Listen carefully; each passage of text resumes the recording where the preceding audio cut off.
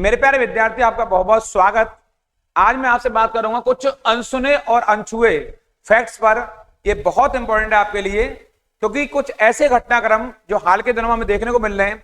जैसा कि आप जानते हैं, पड़ोसी देश चीन के साथ हमारे सीमा संबंधी मामलों को लेकर के बहुत तनावपूर्ण माहौल बना हुआ है। लेकिन व्यापार के मामले में, कारोबार के मामले में कहानी कुछ और ही बयां करती है। जैसा कि आप जानना चाहिए, वित्तीय वर्ष 2023-24 में 118.4 अरब डॉलर के द्विपक्षीय व्यापार के साथ चीन भारत का सबसे बड़ा ट्रेड पार्टनर बन गया है। ये एक बहुत अच्छी खबर है, क्योंकि भारत से और चीन के जो हाल के दिनों में तनावपूर्ण संबंध रहे हैं, उन संबंधों के बीच में कारोबार की एक खबर एक अच्छा संदेश लेकर आएगी, एक अच्छा मैसेज लेकर आएगी। जैसा कि आप जानते हैं, अभी हाल के वर्षों में विशेष तौर पर गलवान घाटी वाले मुद्दे से लेकर के अभी तक चीन का जो रुख रहा है, उसको लेकर भारत और चीन के मध्य बहुत तल्ख मामले देखने को मिले हैं। लेकिन कारोबार की दुनिया ने इन रिश्तों को कहीं ना कहीं बदल कर रख दिया है। इन सारे पहलुओं पर मैं आज के इस वीडियो में चर्चा करूंगा आपसे। अंत तक इस वीडियो बने रहेंगे और आप सभी जितने विद्यार्थी गण हैं, इस वीडियो को शेयर करना बिल्कुल नहीं भूलेंगे।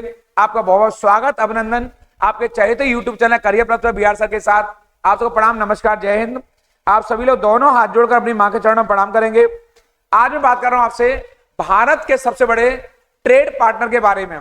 जैसा कि आप जानते हैं, पिछले 2 वर्षों से अमेरिका भारत का सबसे बड़ा व्यापारिक साझीदार बना रहा है, यानी कि सबसे बड़ा ट्रेड पार्टनर बना रहा है। लेकिन वर्ष 2023-24 में चीन ने अमेरिका को पटकनी दी है, अमेरिका को पछाड़ दिया है और चीन भारत का सबसे बड़ा व्यापारिक साझीदार बन गया है।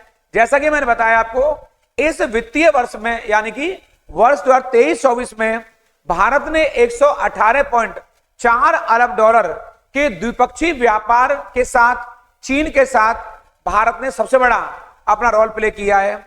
जबकि इससे 2 वर्ष तक यानी पिछले 2 वर्षों में अमेरिका भारत का सबसे बड़ा व्यापार साझीदार रहा है। जो मैं आपसे बात कर रहा हूं, एक बहुत बड़ा आर्थिक शोध संस्थान है, इकोनॉमिक रिसर्च इंस्टीट्यूट है, उसका नाम है ग्लोबल ट्रेड रिसर्च इनिशिएटिव। मैं पुनः बोल रहा हूं, ग्लोबल ट्रेड रिसर्च इनिशिएटिव, जिसे हम GTRI के नाम से जानते हैं। इसकी रिपोर्ट में यह बात सामने आई है कि चीन से भारत को होने वाले आयात में 100 अरब डॉलर से ज्यादा की वजह से अमेरिका इस बार पीछे छूट गया है। यानी कि जो आयात है चीन से होने वाला, वो 100 अरब डॉलर से ऊपर का हो गया है। इसलिए अमेरिका इस मामले में पीछे छूट गया है। वित्तीय वर्ष चीन को भारत का जो निर्यात है वो 8.7% से बढ़कर 16.67 अरब डॉलर हो गया है। यह दर्शाता है कि किस प्रकार ये आयात है, इसमें वृद्धि हुई है।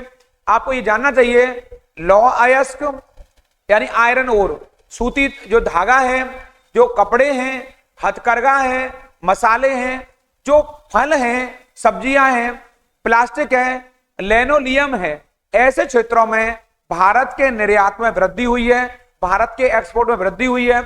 बीते वर्ष चीन से भारत का जो आयात है वो 3.24% से बढ़कर 101.07 अरब डॉलर का हो गया है। यानी मैं कह सकता हूं, जो आयात क्षेत्र है उसमें वो लगभग 100 अरब डॉलर से ज्यादा हो गया है। और भारत ने निर्यात किया है, मैंने बताया, वो लौह क्षेत्र में, सूती धागे के मामले में, आपके हथकरघा क्षेत्र में, मसालों के क्षेत्र में, और आपका फल और सब्जियों के मामले में और मसाले के मामले में भारत का निर्यात बढ़ा है। ये एक शुभ संकेत है, क्योंकि भारत और चीन के मध्य सीमा संबंधी मामला एक बहुत दिनों से विवाद का बना हुआ है। विशेष तौर पर उत्तर पूर्वी क्षेत्र में अरुणाचल प्रदेश जैसा क्षेत्र, जैसा कि आप जानते हो, वर्ष 1962 में चीन का जो भारत पर हमला हुआ वो नेफा क्षेत्र से, यानी उत्तर पूर्वी सीमांत क्षेत्र है, यानी अरुणाचल प्रदेश से भारत पर जो आक्रमण हुआ, जो चीनी आक्रमण हुआ, और चीन से भारत के जो द्विपक्षीय जो संबंध थे, जो भाईचारे वाले संबंध थे, आपको ज्ञात है कि भारत और चीन के मध्य हिंदी चीनी भाई भाई का नारा दिया गया था। और कुछ वर्ष पूर्व दिल्ली में जो पंचशील समझौता हुआ, वो अपने आप में इस बात का संकेत था कि भारत और चीन एक मजबूत साझीदार हैं, एक मित्र हैं, भाई हैं। भारत ने हमेशा चीन को एक बड़े भाई की तरह देखा, इसलिए भारत के चीन से हमेशा भाईचारे वाले संबंध रहे, मित्रवत संबंध रहे, भरोसे वाले संबंध रहे, विश्वास वाले संबंध रहे। लेकिन चीन ने वर्ष 1962 में इन सारे संबंधों को, इस पूरे विश्वास को तार तार करके रख दिया और उसने वर्ष 1962 में धोखे से अरुणाचल प्रदेश वाले रास्ते से भारतीय सीमा का उल्लंघन किया, अतिक्रमण किया और उसने आक्रमण करके सोते हुए सैनिकों पर जो आक्रमण किया, ये इस बात का प्रतीक है कि चीन से भारत को विश्वास करना उचित नहीं है। लेकिन वित्तीय वर्ष 2023-24 में मैंने जैसा बताया आपको 118.4 अरब डॉलर के द्विपक्षीय व्यापार के साथ चीन भारत का सबसे बड़ा ट्रेड पार्टनर बन गया है। कहीं ना कहीं ये आर्थिक साझेदारी भारत और चीन के मध्य जो सीमा संबंधी मामले को लेकर जो विवाद बना हुआ है उसको पाटने का काम करेगी। आपको जानना चाहिए अमेरिका पिछले 2 वर्षों से लगातार भारत का सबसे बड़ा ट्रेड पार्टनर बना हुआ है, लेकिन अब चीन भारत का सबसे बड़ा ट्रेड पार्टनर बन गया है। ये हमारे लिए बहुत महत्वपूर्ण सूचना है। ऐसी बहुत सारी खबरें मैं आपके लिए लाता रहा हूं। आपको एक बात जाननी चाहिए, हाल के दिनों में चीन का जो एजेंडा है वो स्पष्ट तौर पर है किसी भी तरीके से भारत को अलग थलग भी रखा जाए।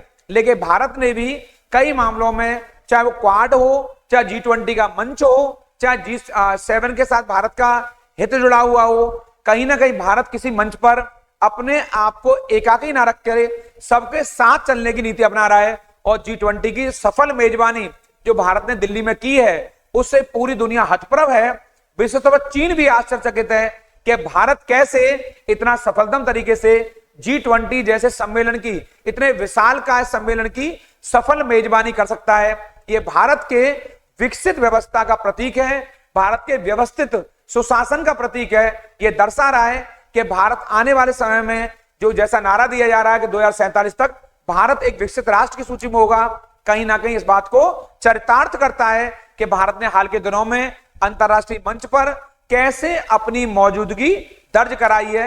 यह बहुत महत्वपूर्ण होगा और देखने लायक बात होगी कि भारत किस तरह से विभिन्न क्षेत्रों में शैक्षिक स्तर पर या स्वास्थ्य के स्तर पर या ढांचागत स्तर पर, उद्योग और कृषि के स्तर पर कैसे अपनी बढ़ोतरी को सिद्ध करने जा रहा है। ये सब बात बहुत देखने योग्य होगी और ये सबके सामने चीजें आने वाली हैं कि भारत कहीं ना कहीं विश्व मंच पर आर्थिक क्षेत्र में अपनी बड़ी भूमिका निभाने जा रहा है। अभी हाल ही में विश्व आर्थिक मंच की बैठक भी चल रही है। इन सब पहलुओं पर हमारी निगाह बनी हुई है, इस पर मैं चर्चा आपसे लगातार करता रहूंगा। इस वीडियो को अगर आपको ये बहुत अच्छा लगा हो, आपको समझ आया हो, तो लाइक शेयर करना बिल्कुल नहीं भूलेंगे।